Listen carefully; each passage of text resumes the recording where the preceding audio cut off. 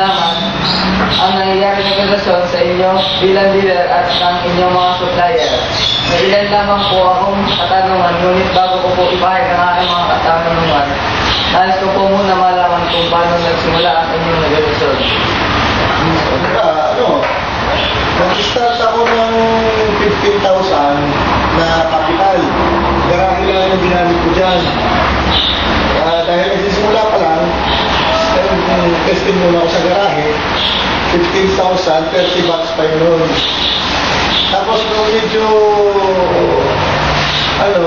nadaan ng araw, naglagay ako ng signboard na nilagay ko dyan. Nung nadami na ang customer, nag-start na ako magpagawa ng isang maliit na tindahan. Doon ngayon ako nagsimula. Tapos, nung lumalakas na yung kids, hinahanap ng tao, diba, na nila one-stop shop. Meron na silang bigas doon, Toreo, sabon, yun, nagtagdag ngayon ako ng ibang grocery.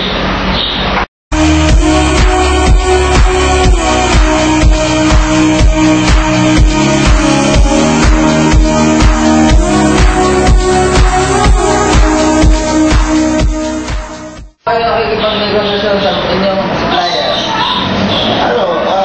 Through phone, tumatawag kami, tapos maraming minsan COD, 15 days, 7 days. Itiisyo mo kami dyan ng all-day.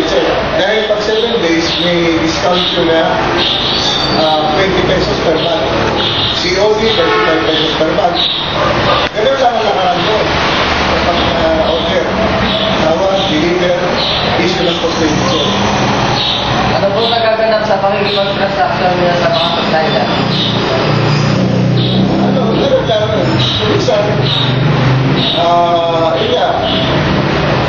minsan, yung mga promo sila, promo na halimbawa, pag naka-5 packs ka, bibigyan ka nila ng raffle ticket. Kaya ngayon, meron silang hindi na raffle na multi-cap.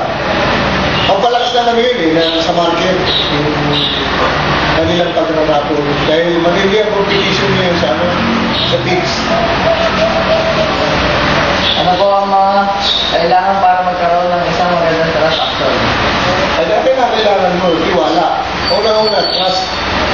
Kaya kailangan may tiwala ka, may puhunan, marami ka customer, siyempre. Siyempre, pag may trust sa inyo yung tao, marami ka customer. Sige po. Maraming salamat.